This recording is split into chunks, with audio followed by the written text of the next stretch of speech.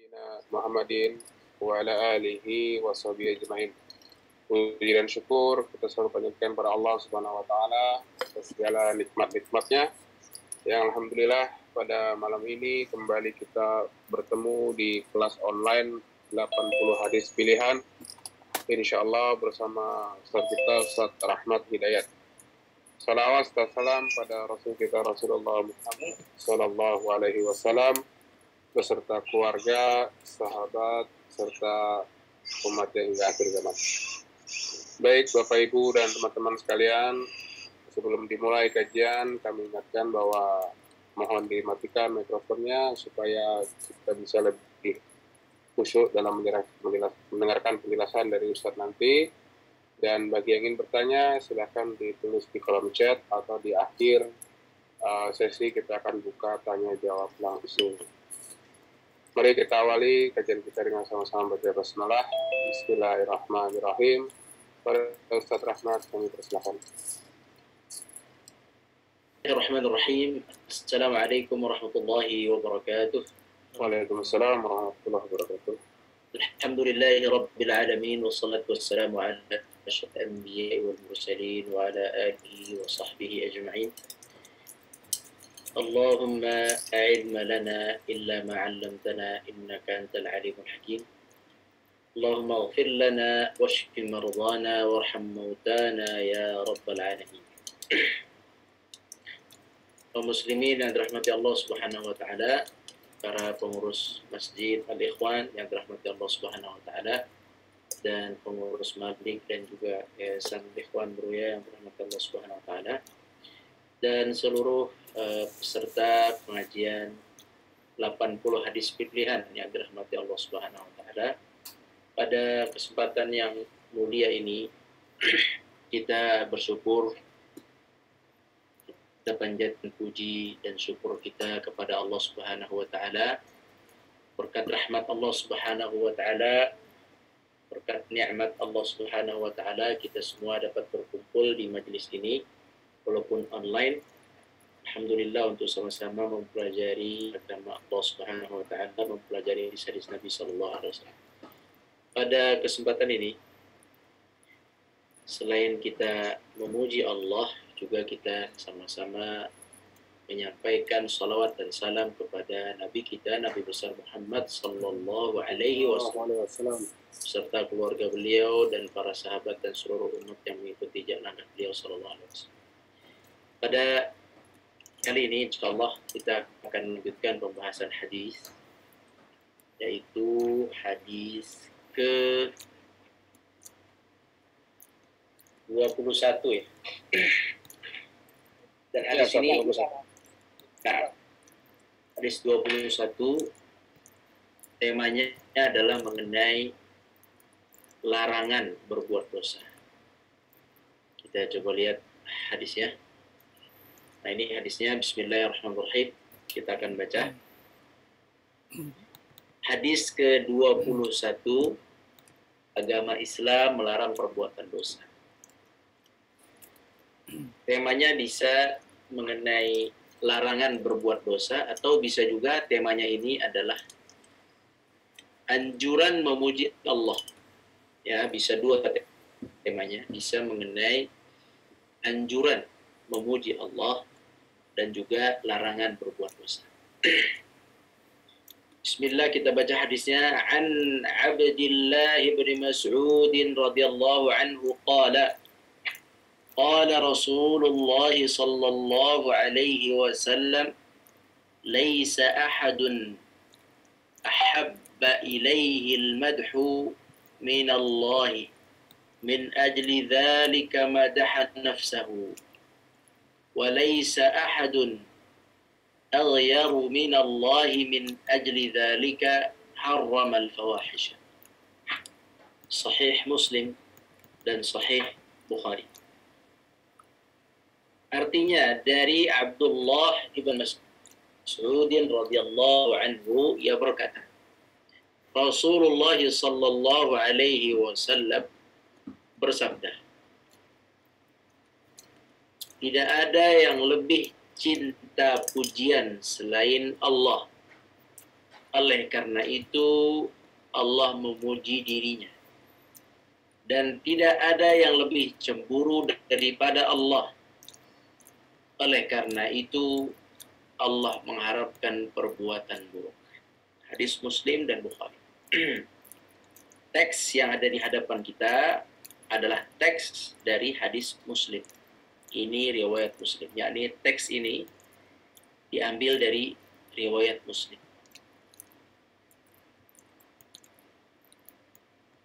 Adapun riwayat Bukhari memiliki teks sedikit berbeda, tapi intinya sama, yaitu bahwa tidak ada yang lebih cinta pujian selain Allah. Oleh karena itu Allah memuji dirinya dan tidak ada yang paling cemburu daripada Allah. Oleh karena itu Allah mengharamkan perbuatan buruk. Baik, untuk perawi hadis, hadis ini diriwayatkan oleh Abdullah ibn Mas'udin radhiyallahu anhu. Abdullah ibn Mas'ud, beliau adalah salah seorang sahabat yang termasuk cepat masuk Islam. Jadi kalau belajar dari Abdullah ibn Mas'ud adalah segera bertaubat, segera menuju Allah Subhanahu wa taala. Jangan dilambat-lambatkan. Jangan dinanti-nantikan. Abdullah ibn Mas'ud termasuk sahabat yang sangat kuat dalam Islam, dan beliau berani mengumumkan keislamannya semasa kaum muslimin di Makkah masih dalam keadaan lemah dan tertekan. Namun beliau berani mengumandangkan ayat-ayat Al-Quran di tengah-tengah kota Makkah, di depan Ka'bah, di hadapan orang-orang kafir Quraisy. Beliau lantunkan ayat-ayat Allah dengan sangat kuat dan suara keras. Kemudian Abdullah bin Mas'ud radhiyallahu anhu mendapatkan tekanan, kecaman, dan bahkan dipukul oleh orang-orang Quraisy. Sebab apa? Tilawah Al-Quran Al-Karim di hadapan umum saat itu. Abdullah bin Mas'ud, beliau juga ikut berperang perang Badar. Beliau juga termasuk salah satu dari 4 ahli Quran yang direkomendasikan oleh Rasulullah SAW. Jadi salah satu ahli Quran dalam umat Islam ini di kalangan sahabat adalah Abdullah bin Mas'ud, dan beliau juga adalah ahli dalam riwayatan hadis, dan juga beliau banyak memahami tentang penafsiran ayat-ayat Al-Quran dan juga pemahaman fikih atau hukum-hukum Islam. Jadi Abdullah bin Mas'ud awalnya adalah hanya manusia biasa, pengembala kambing, kemudian masuk Islam bersama Nabi SAW. Kemudian beliau radhiyallahu anhu berkembang menjadi seorang yang berilmu di dalam agama Islam, sehingga sampai saat inilah nama Abdullah bin Mas'ud ini cukup terkenal. Abdullah bin Abbas kita kenal dengan sebutan Ibnu Abbas. Abdullah ibnu Mas'ud kita kenal dengan istilah Ibnu Mas'ud. Jadi Ibnu Mas'ud, Ibnu Abbas ini termasuk yang terkenal selain Abu Hurairah. Jadi Abdullah bin Mas'ud ini terkenal, sahabat yang terkenal. Nah, beliau meriwayatkan ini. Untuk lebih jelas mengenai beliau bisa dilihat hadis nomor 13 radhiyallahu anhu. Semoga kita bisa mengikuti jejak langkah orang-orang soleh terdahulu, para sahabat generasi terbaik. Dan hari ini di hadapan kita Abdullah bin Mas'ud radhiyallahu anhu. Belajar dari beliau adalah belajar tentang bersegera menuju agama Allah Subhanahu wa taala. Apa kata beliau? Kata beliau radhiyallahu anhu, Rasulullah sallallahu alaihi wasallam bersabda. Nah, ini sabdanya tadi sudah kita baca, sekarang kita lihat apa faedahnya. Faedah yang pertama, hadisnya masih kebayang ya, masih ingat hadisnya tadi ya. Hadisnya itu adalah tidak ada yang paling cinta kepada pujian selain Allah atau daripada Allah. Jadi maksudnya begini, maksud hadis itu, kalau manusia, bapak dan ibu, teman-teman sekalian, suka dipuji, maka yang lebih suka dipuji itu Allah. Gitu. Dan kalau kita, manusia, bapak ibu sekalian, teman-teman sekalian, kaum muslimin sekalian yang dirahmati Allah, terkadang suka berbicara tentang dirinya sendiri, membanggakan dirinya sendiri, memuji diri sendiri, maka Allah Subhanahu wa taala pun memuji dirinya. Sebab apa? Sebab cinta kepada pujian. Begitu juga manusia tadi, walillahil mathalul a'la, Allah lebih tinggi, maha tinggi, tidak bisa disamakan dengan makhluk. Tetapi Allah Subhanahu wa taala memberikan sifat Allah suka dipuji dan suka memuji diri. Sifat itu diturunkan, diberikan sedikit kepada hamba Allah Subhanahu wa taala manusia. Maka kita bisa melihat bagaimana kita ini suka dipuji, menanti pujian, menunggu pujian, atau bahkan memuji diri sendiri. Dan ketahuilah bahwa jika kita seperti itu, maka Allah Subhanahu wa taala lebih dari itu. Lebih cinta dipuji Allah Subhanahu wa taala. Maka tidak heran kalau kita mengucapkan alhamdulillah, maka itu bisa memenuhi timbangan. Kata Nabi SAW, alhamdulillah bisa memenuhi timbangan. Hanya ucapan alhamdulillah. Maka wajar Al-Quran juga dimulai dengan kalimat alhamdulillah setelah bismillah. Surat Al-Fatihah dimulai dengan alhamdulillah. Bismillahirrahmanirrahim ayat pertama, alhamdulillah ayat yang kedua. Setelah kita menyebut nama Allah, langsung segala puji bagi Allah. Alhamdulillah. Yani Allah memulai kitab suci dengan pujian terhadap dirinya Azza wa Jalla. Ini hadisnya itu tadi ya, bahwa Allah Subhanahu wa taala sangat suka dipuji. Maka ibu-ibu sekalian, silahkan perbanyak memuji Allah Subhanahu wa taala. Coba bayangkan betapa cintanya Allah jika kita memujinya. Sebab tadi Allah sangat cinta, bahkan tidak ada yang lebih mengalahi cinta Allah kepada kepujian itu. Jadi kalau kita memuji Allah, terbayang bagaimana cintanya Allah kepada kita. Nah, sedangkan manusia saja kalau kita puji, dia senang, dia beri kita hadiah. Kita puji, dia mudahkan urusan kita. Kita puji, dia bantu kita. Nah, itu manusia. Bagaimana Allah Azza wa Jalla? Maka Allah Azza wa Jalla sangat cinta terhadap pujian dan Allah memuji dirinya sendiri, dan kita diberikan oleh Allah cara bagaimana memuji Allah Subhanahu wa taala. Maka ini hadis yang pertama, poin hadis yang pertama adalah kita harus memuji Allah Subhanahu wa taala. Karena itu perbuatan yang sangat dicintai oleh Allah Subhanahu wa taala dari sekian banyak perbuatan. Makanya faedah pertama di sini masih mengenai pujian. Sesungguhnya Allah, lihat di sini nomor 1, sesungguhnya Allah mencintai pujian yang indah baginya.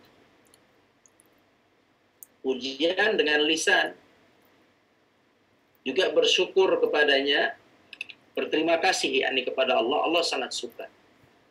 Berterima kasih dengan ketaatan, dengan perbuatan. Kemudian juga dengan ibadah, dan juga dengan zikir. Ingat ya, karena Allah suka dengan pujian ini, maka hendaklah seorang muslim memperbanyak hal tersebut karena akan menjadikannya semakin memiliki hubungan dekat dengan Allah Subhanahu wa taala. Itu ya. Nah. Kemudian yang kedua, jika manusia memuji Allah, sesungguhnya ia akan dibalas. Sehingga dengan demikian manusia akan mendapatkan faedah, manfaat yakni. Dan Allah Maha Kaya dari seluruh alam. Memujinya tidak bermanfaat baginya, dan tidak memujinya tidak akan mudarat baginya. Ini lihat. Allah Subhanahu wa taala tadi kita fahami bahwa Allah cinta terhadap pujian. Dan rasa cinta Allah terhadap pujian di atas rasa cinta kita. Dan Allah Maha Kuasa, Allah Maha agung, maha besar. Tidak ada yang menyerupai Allah Subhanahu wa taala. Maka kita bisa timbang-timbang bagaimana sukanya kita dengan pujian, maka lebih dari itulah cintanya Allah kepada pujian. Namun bedanya antara manusia dengan Allah Azza wa Jalla, manusia itu ketika dipuji, dia hanya bisa membanggakan diri, kemudian mungkin bisa terbawa kepada sebuah kesombongan, keangkuhan. Sebagian dari orang dipuji bisa memberi kebaikan kepada yang memuji, bisa kasih hadiah tadi, dimudahkan urusan, bisa. Jadi kalau kita memuji manusia, sebagian memberi kita hadiah, sebagian tidak, dia semakin terbang gitu ke langit, bahkan dia lupa aib-aibnya. Sedangkan Allah Azza wa Jalla, walillahil mathalul a'la, Allah Subhanahu wa taala tidak ada sama dengan makhluk. Allah Subhanahu wa taala ketika Allah dipuji, Allah Subhanahu wa taala membalas pujian itu untuk kita.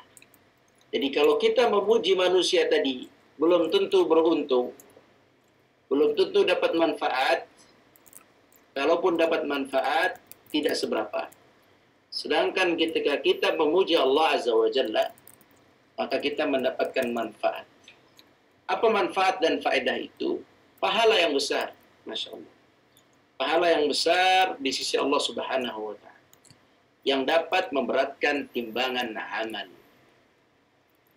Hanya dengan lisan pujian itu. Bagaimana caranya nanti? Caranya banyak. Semua sudah tahu lah insya Allah. Dengan ucapan Alhamdulillah, itu udah paling ringan itu. Makanya ada di dalam hadis, ya sudah kita pelajari hadisnya. Apa itu bunyi hadisnya? Kata Rasulullah SAW, bahwa Allah Subhanahu wa ta'ala itu ridha kepada seseorang yang memakan makanan kemudian mengucapkan Alhamdulillah, meminum minuman kemudian mengucapkan Alhamdulillah. Allah ridha. Sesederhana itu. Dan itu mungkin biasa kita lakukan. Tapi bapak-bapak, ibu-ibu sekalian, itu adalah kebiasaan yang sangat baik, yang dinilai besar di hadapan Allah Azza wa Jalla. Itu tidak ringan itu. Hanya orang muslim yang mengucapkan Alhamdulillah setelah makan dan minum. Jadi ucapan itu saja sudah Masya Allah, Alhamdulillah. Makanya kalau kita juga di dalam salat, isinya pujian kepada Allah. Subhanallah, maha suci Allah. Wa bihamdih, maha terpuji Allah. Itu isinya pujian semua. Dan pujian yang kita berikan kepada Allah, subhanallah, itu akan kembali kepada kita berupa pahala yang besar. Mendatangkan ridha Allah, mendatangkan pahala, hanya dengan mengucapkan Alhamdulillah. Dan pujian kita kepada Allah ini tidak akan sampai sebenarnya. Maksudnya bukan tidak akan sampai, tidak akan bisa membayar semua kebaikan Allah. Tidak. Semua yang sudah Allah berikan kepada kita, dari mulai janin sampai saat ini, mau kita puji Allah, kita sampaikan Subhanallah, Masya Allah, Alhamdulillah, Alhamdulillah, Alhamdulillah, ya Allah, terima kasih, terima kasih, terima kasih. Engkau maha agung, Engkau maha agung, Engkau maha terpuji. Sampai beratus ribu kali, sampai berjuta kali tidak akan cukup pujian kita ini untuk membalas kebaikan dan nikmat Allah. Terus, apa manfaat kita memuji Allah? Untuk kita, yang dapat manfaat kita. Kalaupun tidak dipuji oleh kita Allah tidak dipuji, itu tidak ada mudaratnya bagi Allah. Allah sudah terpuji dengan sendirinya. Allah sudah agung dengan sendirinya. Kalau kita tidak mau melafazkan Alhamdulillah, ya, kita tidak mau melafazkan itu yang rugi kita. Allah tetap agung, tetap besar. Banyak makhluk yang memuji dan mengagungkan Allah. Semua makhluk. Semua yang di langit dan di bumi itu mentasbih kepada Allah Subhanahu wa ta'ala. Yusabbihu lahu ma fis samawati wal ard. Semua yang ada di langit dan di bumi, langit, 7 langit dan bumi dan seisinya, semua itu bertasbih, memuji Allah, mensucikan Allah Subhanahu wa taala. Jadi kalau kita tidak mau, tidak ada mudarat atau tidak ada kerugian bagi Allah. Kalau kita memuji, juga tidak ada manfaat bagi Allah, tapi manfaatnya bagi kita sendiri. Maka bayangkan setelah belajar hadis ini, bayangkan subhanallah. Kalau kita mengucapkan alhamdulillah, alhamdulillah, itu yang agung, sesuatu yang agung. Apa kabar? Alhamdulillah. Ya Allah, itu ucapan itu agung sekali. Bagaimana kesehatannya? Alhamdulillah. Bagaimana kerjaannya? Alhamdulillah. Bagaimana anak-anak? Alhamdulillah. Itu ucapan itu agung sekali. Mungkin remeh karena kita sering ucapkan, kita rasa remeh. Tidak, tapi itu ucapan yang dicintai oleh Allah Subhanahu wa taala. Alhamdulillah. Nah, ya, jadi ucapan itu biasakan kepada kita dan anak keturunan kita untuk mengucapkan alhamdulillah. Minimal itu, banyak ucapan lain, tapi minimal apa? Alhamdulillah. PR ajarkan kepada anak-anak, murid-murid yang kita dekat dengan mereka. Ajarkan ucapan alhamdulillah supaya tidak banyak mengeluh. Ucapkan alhamdulillah. Nomor 3. Nah, jadi tadi hadisnya temanya 2. Tema pertama mengenai Allah, cinta pujian. Maka yang paling banyak memuji, paling dicintai. Yang kedua, Allah itu cemburu. Cemburu itu maksudnya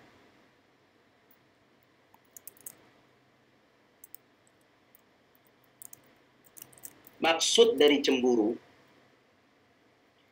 adalah Allah tidak ridha. Allah tidak suka. Maksudnya tidak suka. Tidak suka apa? Tidak suka peraturannya dilanggar. Bapak-bapak di sini mungkin ada yang sebagai pimpinan atau kepala sekolah atau ibu guru membuat peraturan masuk kelas tidak boleh pakai sendal. Masuk kelas harus bajunya pakai seragam. Masuk kantor harus jam 7 tepat. Pulang jam sekian tepat. Kerjaan, setelah bekerja, rapihkan kembali tempat bekerjanya. Setelah makan, cuci kembali piringnya. Lampu merah, kalau warna merah jangan dilewat.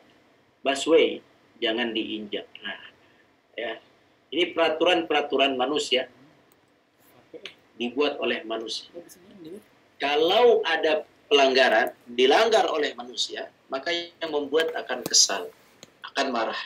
Ketahuilah bahwa Allah memiliki sifat tidak ridha terhadap itu lebih daripada kemarahan manusia. Lebih. Ya, Allah sangat cemburu tadi. Cemburu yang dimaksud di sini tidak suka. Tidak suka apa? Tidak suka bahwa orang melakukan keburukan. Manusia tidak suka melakukan, Allah tidak suka manusia melakukan keburukan. Atau kemunaratan, atau permusuhan, atau kejahatan dalam agamanya, dirinya, kehormatannya, atau akalnya. Allah tidak suka. Jadi,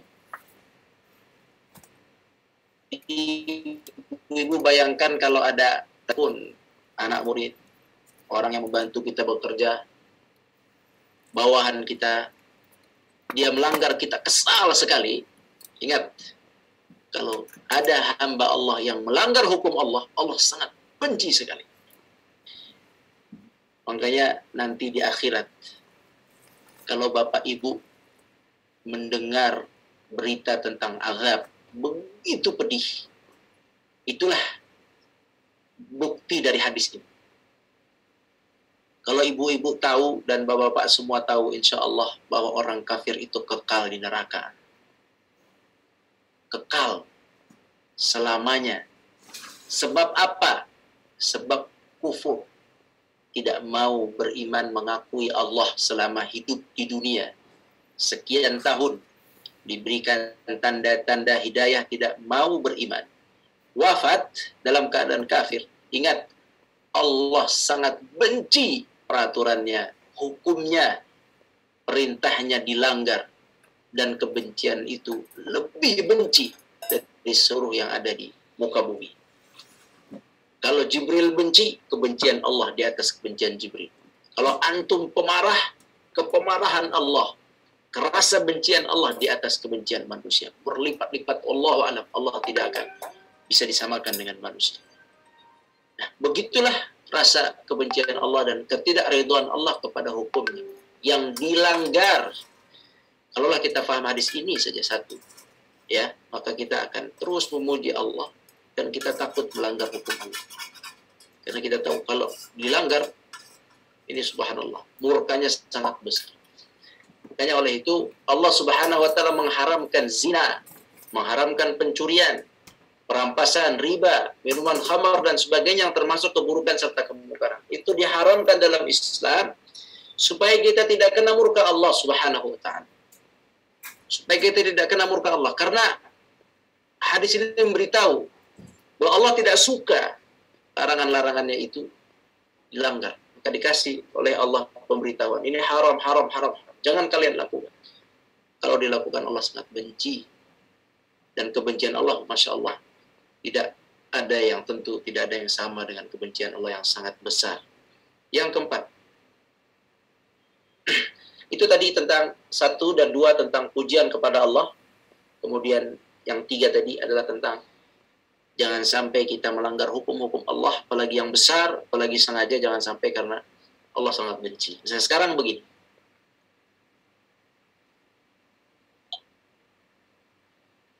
bagaimana jika kita, yang keempat, jika pujian ditujukan untuk orang yang memiliki keutamaan, yang memang berhak dipuji, orang yang baik. Dia juga orang yang jujur, orang yang saleh. Dia benar dalam beramal. Kita puji dia dengan niat ikhlas. Maka hal tersebut termasuk hal baik dan amal saleh. Gitu ya. Jadi kita boleh memuji manusia. Tapi harus dipuji dengan sesuai kadar dan kapasitasnya. Tidak boleh berlebihan, bahkan berdusta dalam memuji. Na'udzubillah min dzalik. Kita tahu dia tidak baik, kemudian kita puji-puji dia dengan kebaikan-kebaikan yang tidak pernah dilakukan. Allah Subhanahu wa taala ada firman dalam Al-Qur'an mengenai ini. Mengenai Allah sangat benci orang-orang yang dipuji tapi dia tidak melakukan. Jadi dia terus bangga, dipuji, bangga, padahal dia tahu dia tidak melakukan. Itu Allah benci dengan orang seperti itu. Nanti ayatnya Anda carikan nanti setelah ini. Ya. Jadi kalau ada orang dipuji, dibesarkan, hati-hati nih. Antum juga jangan jadi pemuji-pemuji palsu. Nauzubillah. Allah Maha tahu. Kalau orang berhak dipuji, puji dengan ikhlas, dengan baik, sesuai kadarnya, maka itu adalah sebuah amal saleh.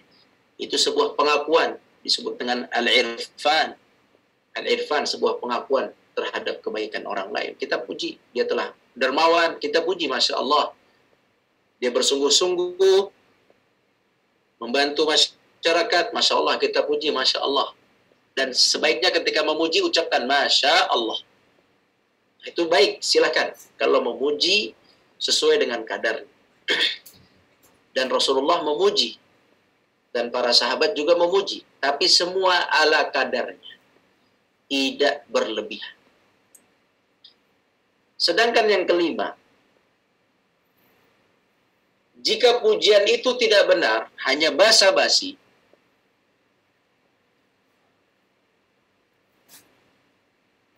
atau pujian bagi orang yang dengar pujian. Lihat, tadi kita sampaikan bahwa ada orang yang dipuji, dia merendah. Ada yang dipuji, dia terkena fitnah ujub. Fitnah itu teruji, kena ujian. Kena fitnah, kena penyakit.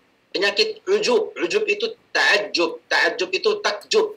Takjub itu merasa bangga dengan dirinya sendiri. Jadi kalau ada orang yang dipuji, kemudian akan masuk penyakit takjub dalam dirinya, jangan dipuji. Itu ya. Itu bahaya. Makanya nanti hati-hati. Kalau sudah mulai ada A dan B, pemilihan A dan B, atau ada A dan B pokoknya ya, pemilihan atau yang sejenisnya. Jangan memuji-muji atas dasar seikhlas lillahi ta'ala. Jangan. Ya, karena tadi kalau orang yang dipuji bukan berdasarkan fakta, orang itu akan kena penyakit ujub. Dia akan ujub. Dia akan merasa terus tinggi di atas. Tidak akan pernah merasa salah. Ya. Apapun kezaliman yang dia lakukan, dia merasa benar. Sebab apa? Dia dipuji dengan pujian-pujian yang tidak sebenarnya. Ya. Maka tidak boleh dipuji sama sekali karena ia akan memudaratkan masyarakat serta meninggikan orang-orang yang tidak memiliki kedudukan dan keutamaan. Nah, maka kalau ada orang seperti itu tidak perlu dipuji. Biarkan saja. Sebab apa? Yaitu tadi, dia akan merasa tinggi, akan menduduki posisi tinggi padahal dia tidak berhak dengan posisi. Dan Rasulullah SAW bersabda, "Idza ra'aitumul maddahin fahthu fi wujuhihimut turab." Jika kalian melihat orang yang suka memuji, maka taburkanlah tanah ke wajahnya. Lihat ini. Ini yang dimaksud, mereka ini memuji kemudian lempar tanah ke wajahnya, yakni lemparkan. Ini menunjukkan aib mulutnya. Aib, tutup mulutnya dengan tanah, dengan debu. Sebab apa? Memuji sesuatu yang tidak berhak dipuji. Bukan yang berhak dipuji. Kalau yang berhak dipuji, Masya Allah fulan, Masya Allah fulan, Masya Allah dermawan, Masya Allah baik, Masya Allah murah hati, murah senyum, Masya Allah suka membantu, Masya Allah, Masya Allah, Masya Allah, Masya Allah. Silahkan, ikhlas terus. Tapi kalau yang tidak jelas, biasanya yang tidak jelas, orang yang memuji yang tidak memiliki keikhlasan, bisa jadi dia tidak mengerti, biasanya dia tidak menggunakan Masya Allah. Kalau ada pujian dengan Masya Allah, insya Allah benar. Insya Allah. Tapi kalau dia memuji terus tanpa Masya Allah, fulan begini, fulan, Masya Allah. Tidak dengan mengucapkan Masya Allah, dan dia bekerja dibayar untuk memuji manusia, maka lemparkan ke tanahnya, ke mukanya tanah. Ini maksudnya Nabi membenci perbuatan pujian tanpa sebenarnya. Nah, kemudian tapi jika tidak dikhawatirkan kepadanya hal demikian, karena ketakwaannya, kemantapan akal dan pengetahuannya, maka tidak mengapa memujinya di hadapannya. Jika pujiannya bukan basa-basi. Ya, intinya pujiannya tidak basa-basi. Tafadhal. Kalau basa-basi tadi, dan orang itu sering memuji dengan basa-basi, ini kasih hadis ini. Dipampang hadis ini di hadapannya. Jika kalian melihat orang suka memuji, maka taburkanlah tanah ke wajah. Demikianlah wallahu alam. Beranjak dari pujian kepada Allah, Allah paling cinta dengan memuji silahkan. Mengucapkan Alhamdulillah paling tidak. Sisanya semua zikir pagi dan petang itu isinya pujian. Kemudian yang kedua, Allah paling benci dilanggar peraturannya, maka hati-hati, perbanyak istighfar, minta maaf jika sempat kita melanggar larangan Allah sengaja atau tidak. Kemudian yang 4 dan 5 ini mengenai memuji manusia. Silakan memuji manusia yang layak dipuji dengan jujur dan ikhlas, dan jangan pernah memuji manusia dengan dusta. Wallahu a'lam. Fadhal. Baik. Jazakallah khairan untuk penjelasan materi hadis malam ini. Setelah saya bacakan dulu dari pertanyaan dari chat yang sudah masuk. Ada 2 insya Allah yang sudah masuk. Yang pertama dari Ibu Siti Sadiah. Bismillah, izin bertanya Ustadz. Biasanya pujian dapat memberikan dampak yang positif bagi si penerima. Namun terkadang memuji orang lain justru bisa menjadi bumerang kepada diri sendiri. Pertanyaannya, lalu bagaimanakah hukum dan pandangan Islam terkait pujian? Bolehkah kita memberikan pujian kepada orang lain? Dan bagaimana hukumnya jika seorang menjadi ujub dengan sanjungan? Mohon penjelasannya Ustaz. Barakallahu fiik. Wafik barakallah. Sudah dijelaskan di bagian terakhir tadi. Ya, sudah insya Allah sudah jelas kapan kita boleh memuji manusia dan kapan tidak boleh. Kan sudah tadi ya. Kalau kepada Allah senantiasa kita puji. Pasti orang yang memuji Allah pasti jujur. Betul? Gak mungkin dia dusta. Berani-berani puji Allah. Lisan muji, hatinya palsu, munafik. Bahaya. Jadi kalau memuji Allah, insya Allah kita ikhlas.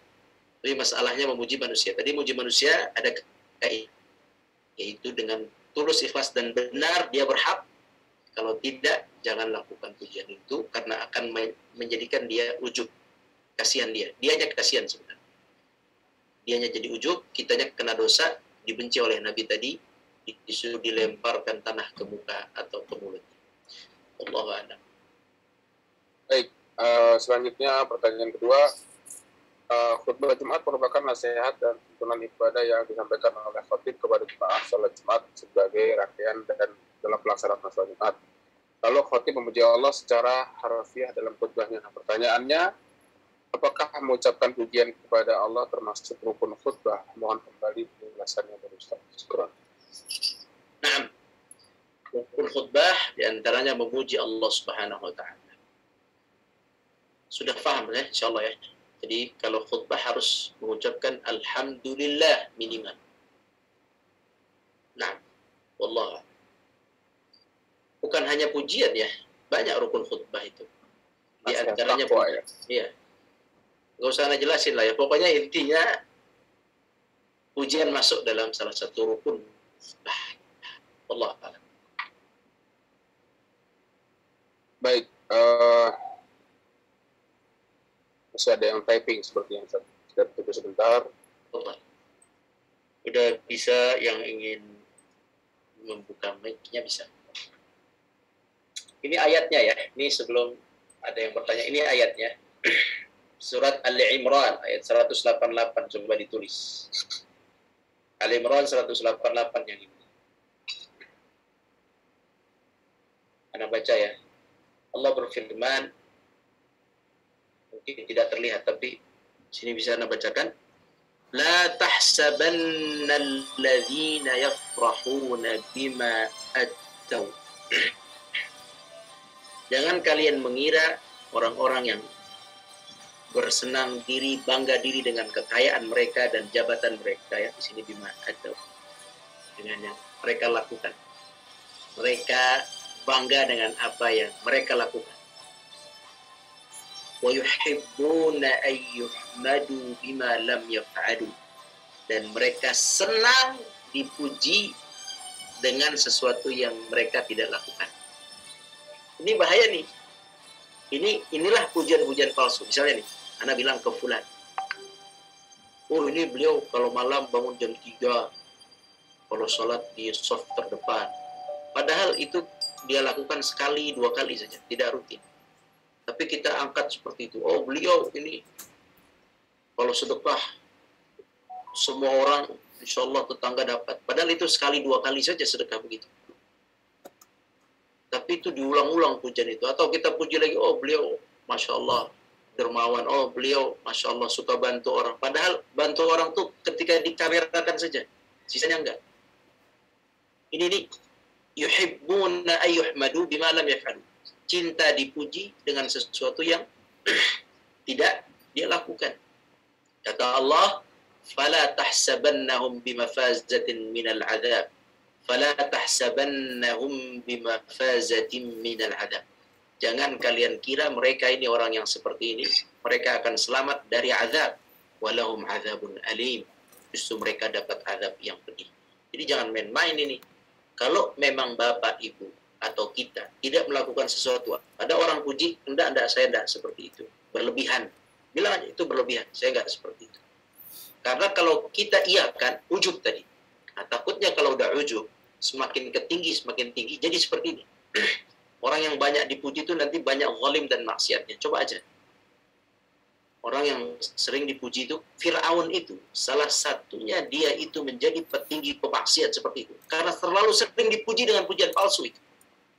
Sehingga akhirnya dia angkuh, dia tidak menerima satu orang menyelisihi mintanya. Nggak mau dia ketika Nabi Musa melawan. Karena dia udah biasa diangkat, dipuji. Makanya hati-hati.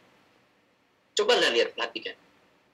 Raja-raja yang dipuji-puji, pimpinan yang dipuji-puji terus, dia tidak mau menerima kesalahan. Karena dia udah biasa dengan pujian. Walaupun dia tidak lakukan itu. Dan orang-orang seperti itu, kalau udah kena ujub, dia akan melakukan kezaliman, kemaksiatan, semena-mena. Nah, mereka tidak akan selamat daripada azab Allah Subhanahu wa Ta'ala. Kecuali bertaubat. Bertaubat, insya Allah aman. Allah alam. Baik, sudah ada yang masuk lagi, Ustaz. Ya, Pak Armen. Ahlan wa sahlan. Gimana, Pak? Salam warahmatullahi. Baru muncul Ustaz. Ya, gimana? Imam Ghazali apa Ibnu Taimiyah ini? Ustaz, kalau ini dalam masuk dalam golongan memuji enggak? Jadi kalau sudah selesai menyembahyankan jenazah, sudah sholat jenazah, suka ada yang menanyakan apakah jenazah ini baik, terus kita jawab khair, padahal kita juga nggak kenal, cuma hanya ikut mensalatkan saja. Nah itu, terima kasih Ustaz. Assalamualaikum. Assalamualaikum warahmatullahi wabarakatuh. Kita jawab dulu apa gimana, Syekh Nuredi? Boleh. Jawab dulu aja. Ya, Anda sekalian ada tambahan informasi ya dengan pertanyaan ini. Terima kasih Pak Armen. Sebagai tambahan ilmu lagi. Jadi, manusia wafat menghadap Allah, yang diperlukan itu hanya ampunan. Walaupun tidak bawa amal, nggak apa-apa. Yang penting apa? Diampuni. Ya, yang penting itu Allah ampuni. Walaupun amalnya sedikit, hanya amal qalb, hanya amal hati, taubat, dosanya semua banyak, tapi diampuni, cukup. Karena memang intinya ampunan Allah, ridha Allah. Nah, ketika orang wafat, ruhnya naik ke atas, jasadnya dibawa, yang dibutuhkan hanya ampunan. Maka kifayah, wajib perwakilan.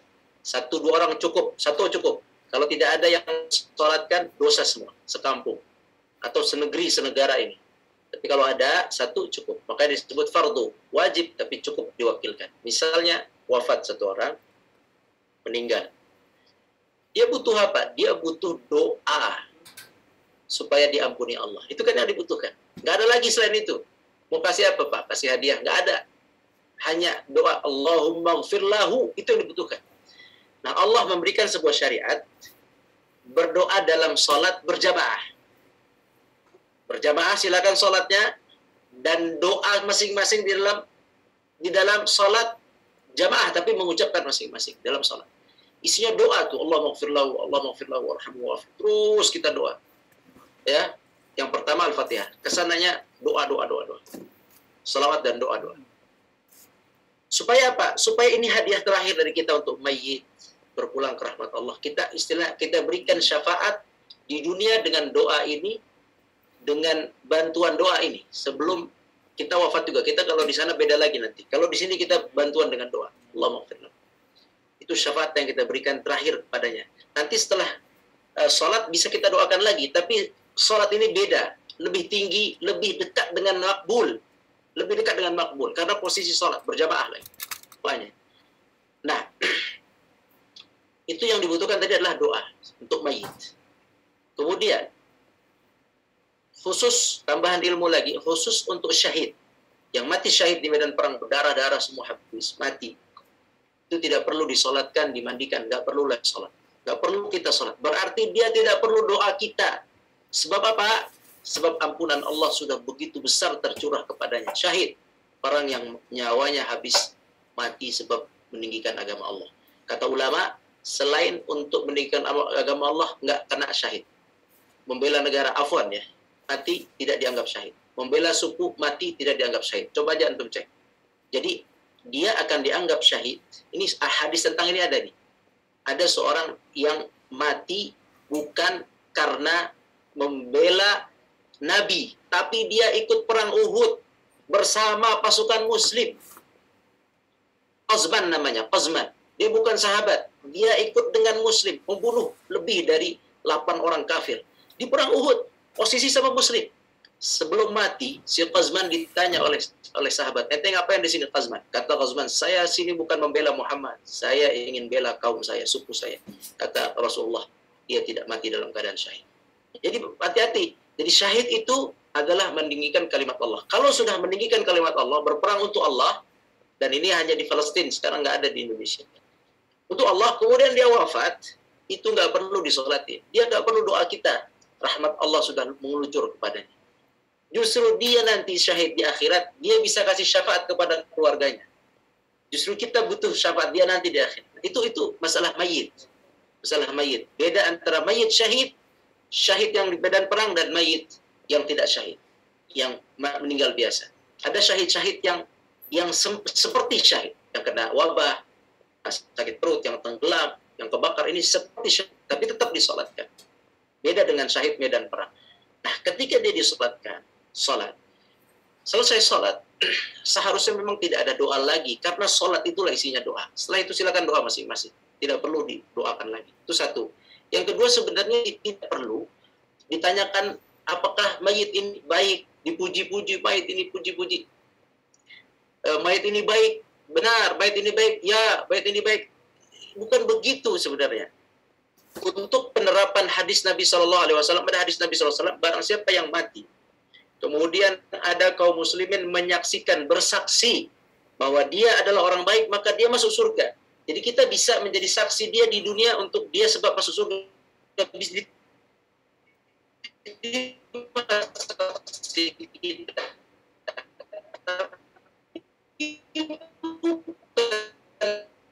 Didikte, bukan nggak betul. Dia bersaksi di hadapan Allah. Makanya saya kalau ada mayit, saya kenal, saya bersaksi tapi di hadapan Allah. Nggak putus-putus, Ustaz. Ana ushiduka, saya bersaksi hadap Allah. Nah, jadi kalau ada mayit, bersaksi terhadap mayit itu pribadi-pribadi, bukan didikte oleh imam.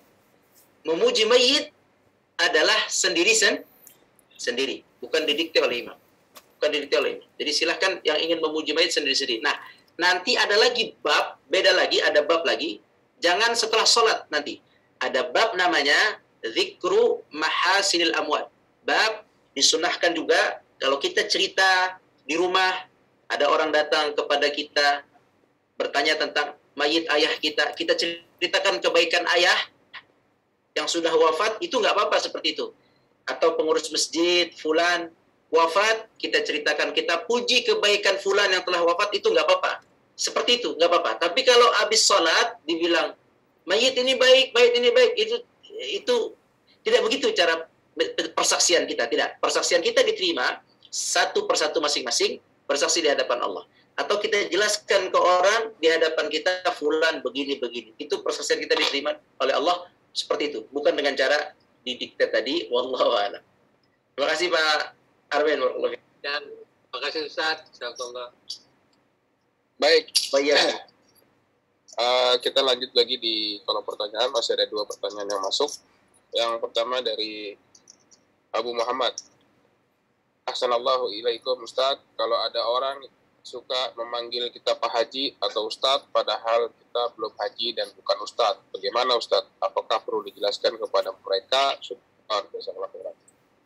Kalau Pak Haji mungkin panggilan keakraban. Bang Haji, Pak Haji, itu panggilan keakraban. Paham ya? Insya Allah sih tak apa-apa. Karena di negeri Arab pun, panggilan keakraban, kalau kita tidak mengenal orang dengan baik atau kita akrab dengan orang itu, kita panggil dengan istilah Syekh. Syekh Nur Hadi. Syekh Fulan. Aywa. Ya Syekh. Itu sebenarnya panggilan keakraban. Kalau itu tidak apa-apa. Mungkin di Indonesia Pak Haji atau Bang Haji gitu ya. Itu mungkin panggilan keakraban. Sebenarnya membawa amanah moral. Membawa amanah moral. Jadi kalau memang antum merasa berat dengan panggilan itu, antum bisa jelaskan, anak sebenarnya tidak bisa apa-apa, hanya bisa mengajar ngaji. Jelaskan saja.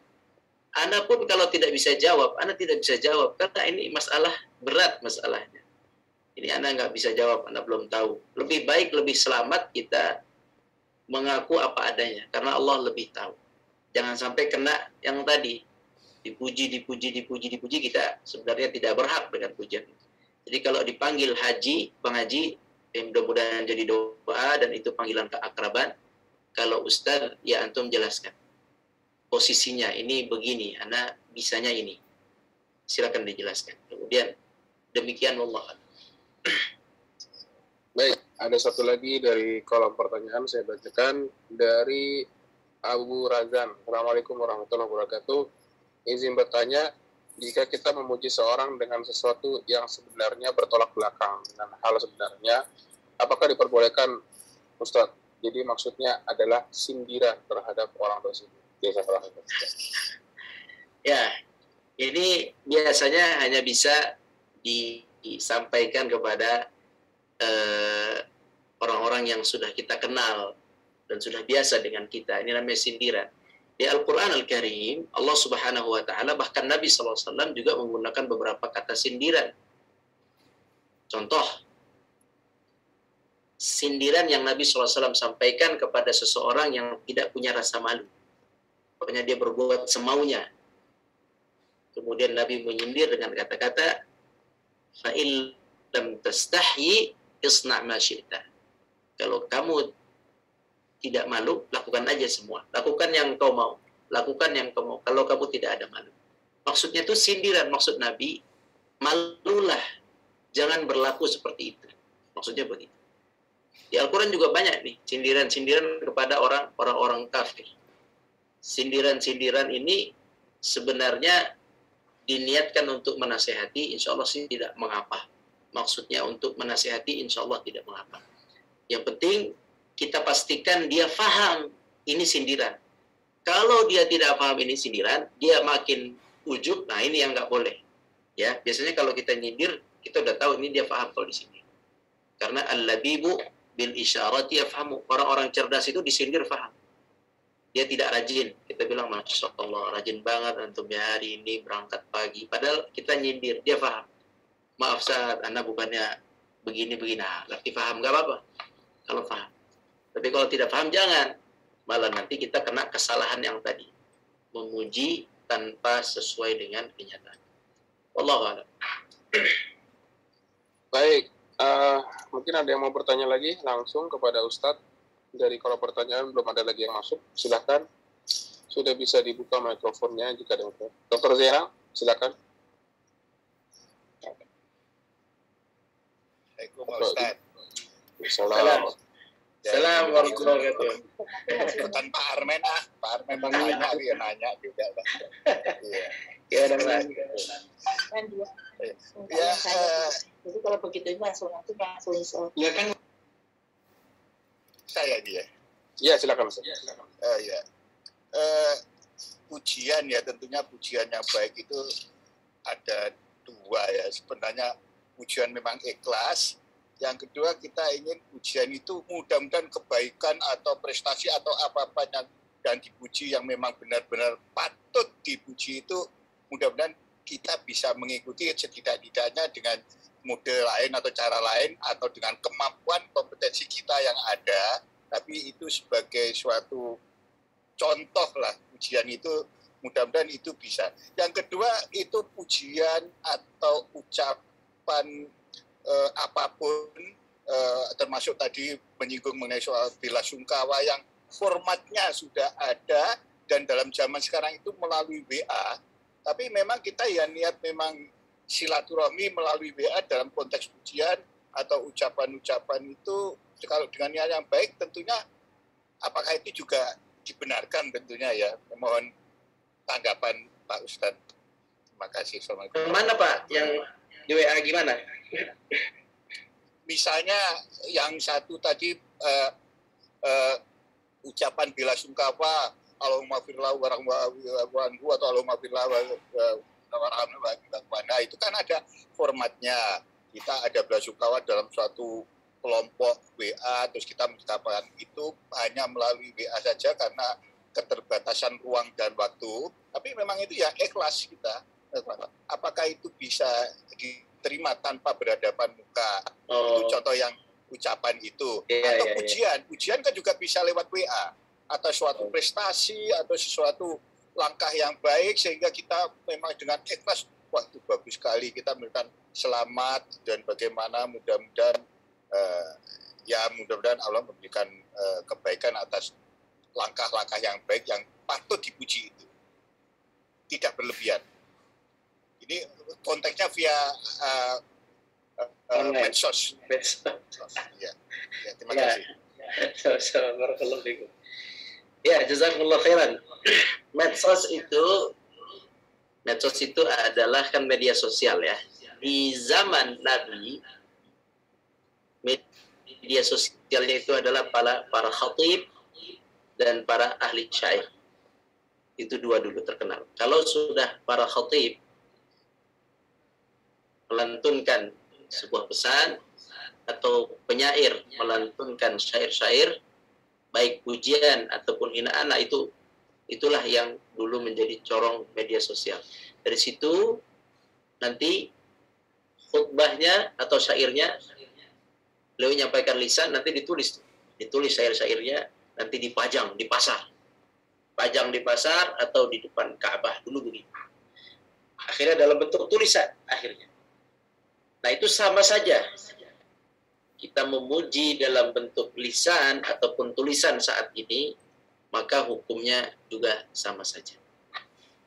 Jadi silahkan yang misalnya wafat, kita tidak sanggup untuk datang, kita ucapkan dengan lisan, dengan tulisan, itu insya Allah tidak mengapa. Bahasa tulis mewakili bahasa lisan. Tapi jika kita mengucapkan dengan lisan dan kita hadir di tempat, itu tentu pahalanya berbeda. Tapi maksudnya dengan medsos pun, jika kita benar menyampaikan dengan ikhlas, dengan sesuai, insya Allah itu pun termasuk tercatat sebagai amal soleh sesuai kadarnya. Dan Allah Subhanahu Wa Taala akan menilai setiap amal soleh sesuai kadarnya masing-masing. Naam. Wallahu a'lam. Baik, tadi ada Bu Siti J mau bertanya juga sepertinya. Silakan Bu Siti. Bu Siti J. Masih tertutup Bu mikrofonnya. Siti J bisa dibuka mikrofonnya kalau mau bertanya. Assalamualaikum warahmatullahi wabarakatuh. Waalaikumsalam. Warahmatullahi wabarakatuh. Terima kasih Pak Nur untuk waktunya. Pak Ustaz mau bertanya, di dunia guru itu memuji murid itu adalah suatu pemberian semangat untuk lebih maju. Arahnya ke situ. Nah, beberapa pujian itu akan menjadikan mereka semangat, tapi beberapa pujian kemudian anak itu juga menjadikan lebih sulit atau tidak puas dengan pujian. Nah, untuk yang menjadikannya seperti itu, menjadi maju, menjadi lebih pandai, di antara contohnya, oh bagus, jawabannya bagus, besok disempurnakan ya. Salah satu contohnya adalah seperti itu. Nah, hal-hal yang seperti ini termasuk pujian palsu, atau pujian yang salah, atau dibenarkan. Mohon jadikan diterangkan, supaya seandainya itu suatu kesalahan, banyak-banyaklah kami akan minta ampun pada Allah. Itu saja Pak Ustadz, terima kasih. Assalamualaikum warahmatullahi wabarakatuh. Waalaikumsalam warahmatullahi wabarakatuh. Nah, jazakumullah khairan. Tadi pujian itu, lihat batasnya adalah benar dia berhak dan ikhlas. Itu saja. Tidak berlebihan, dia berhak. Masya Allah, mumtaz, bagus jawabannya. Masya Allah. Pokoknya benar-benar berhak, maka insya Allah tidak mengapa. Ya. Dan kita ikhlas tulus. Dan tujuan kita adalah tadi untuk menyemangati. Tapi kalau ibu-ibu, para guru melihat murid dipuji terus, muncul ujub, nah ini perlu direm pujian kita. Walaupun itu menyemangati dia, tapi khawatir tadi muncul ujub tadi ujub, ya.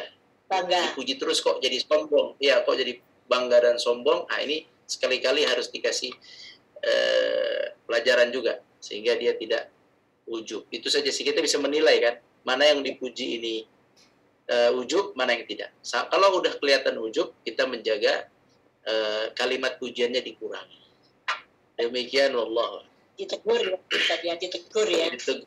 Nah, tapi secara prinsip yang Ibu sampaikan sih insya Allah tidak mengapa selama dia benar berhak tadi dan ikhlas dan tulus dari kita. Wallah.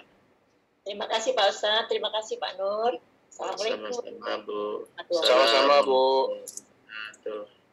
Baik, masih ada satu pertanyaan dari kolom chat menyusul dari Abu Razan. Ustaz, melanjutkan pertanyaan mengenai mayit, mohon penjelasannya mengenai adab kita sebagai muslim terhadap mayit yang non-muslim, misalnya mendoakan atau yang lainnya.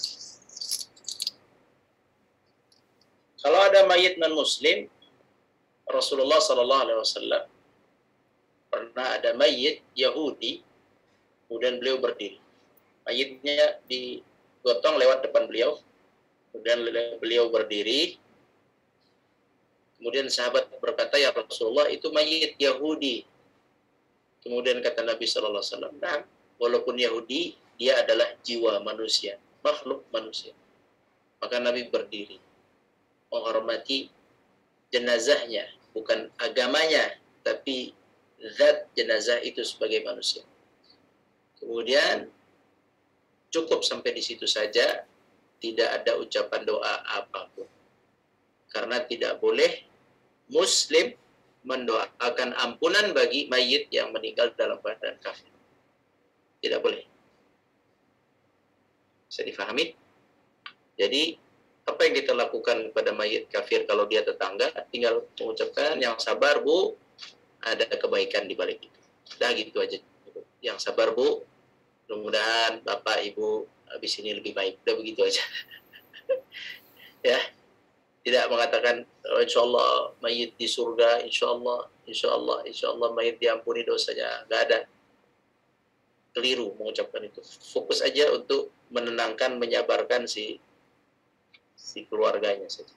Tidak perlu mendoakan mayit dan tidak boleh ikut mendoakan mayit yang kafir. Tidak boleh, wallahu a'lam. Baik, sudah tidak ada lagi di kolom chat. Mungkin satu lagi kalau ada yang mau bertanya langsung, kami persilahkan. Bismillahirrahmanirrahim. Assalamualaikum warahmatullahi wabarakatuh. Assalamualaikum. Ustaz, izin bertanya kembali.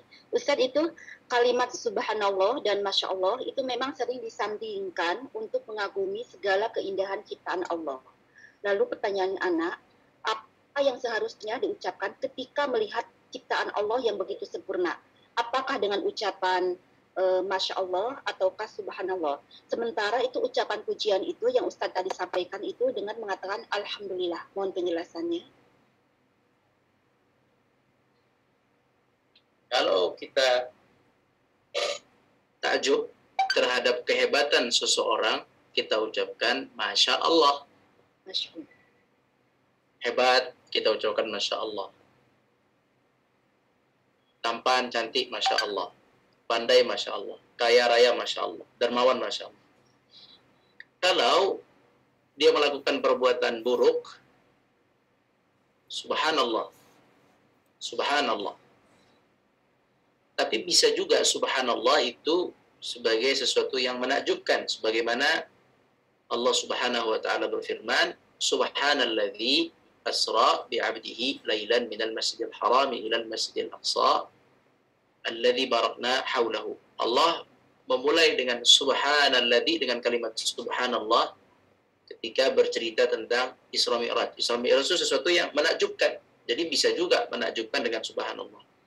Bisa juga sesuatu yang tadi, pelanggaran-pelanggaran yang ya ampun gitu, ya ampun nih orang gitu ya, geram kita bisa ucapkan Subhanallah. Subhanallah bisa dipakai dua tadi, karena ada hadis Nabi SAW pernah ada seorang wanita bertanya hukum kepada Rasul tentang hukum membersihkan haid. Bagaimana ya Rasulullah? Dijawab begini. Ya nanya lagi terus, nanya terus. Rasul malu menjawabnya. Kalau ini begini gimana ya Rasulullah? Ini begini gimana ya Rasulullah? Malu Rasul menjawab. Akhirnya Rasul mengatakan Subhanallah.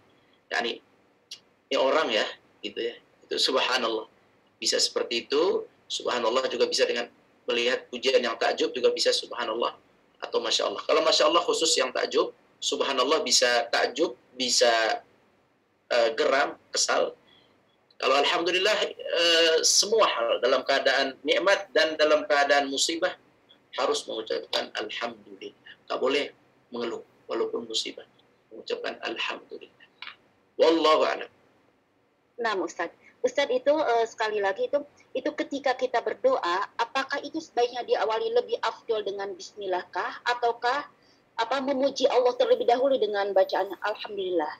Itu sebaiknya Nah, bagaimana? Bismillah juga pujian, Bu. Bismillah itu juga termasuk pujian. Bismillah itu artinya memohon keberkahan dan pertolongan.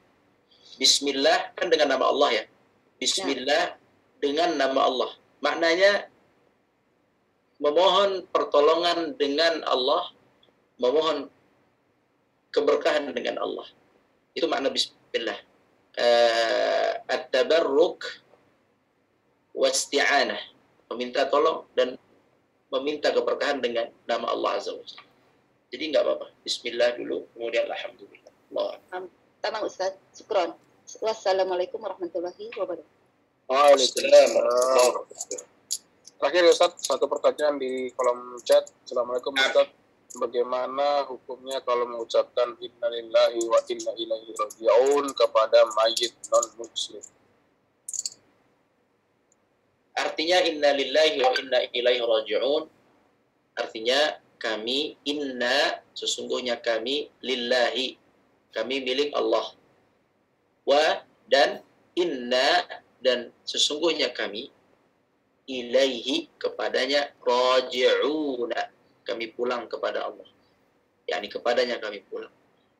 Dan ini dibaca pada saat ada musibah, gempa bumi, banjir bandang, ada kebakaran, kecelakaan, sakit berat, sakit apapun yang sifatnya menyedihkan, musibah, kita baca inna lillahi wa inna ilaihi raji'un untuk menyadarkan kita bahwa kita ini dari Allah, yang kejadian-kejadian ini juga semua dari Allah, dan kita juga akan kembali kepada Allah, maka terima semuanya.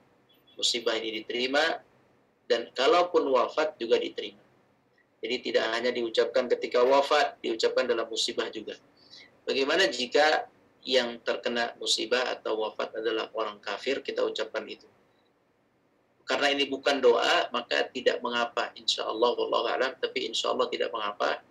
Ada mayit meninggal, kita ucapkan inna lillahi wa inna ilaihi raji'un. Nah, dia adalah milik Allah dan dia akan kembali kepada Allah. Tidak ada doa di situ. Itu pengakuan tentang asal usul kita dan kembali kita kepada Allah Subhanahu wa taala. Wallahu a'lam. Baik, alhamdulillah. Jazakallah khairan Ustaz untuk hadis malam ini yang luar biasa. Wa iyyakum. Selamat memuji ya. Jangan lupa Allah tentang pujian kepada Allah Subhanahu wa taala. Jangan puji manusia mulu ya. Iya. Mudah-mudahan hadis ini bisa kembali memotivasi kita untuk mengamalkannya. Amin. Ibadah kita yang sehari-hari. Sekali lagi terima kasih banyak kepada Ustaz Rahmat dan juga kepada Dimas sekalian yang sudah mengikuti kajian malam ini. Mohon maaf bila ada kekurangan. Kita akhiri dulu dengan kafaratul majlis. Subhanaka Allahumma wa bihamdika asyhadu an la ilaha illa anta astaghfiruka wa atubu ilaik.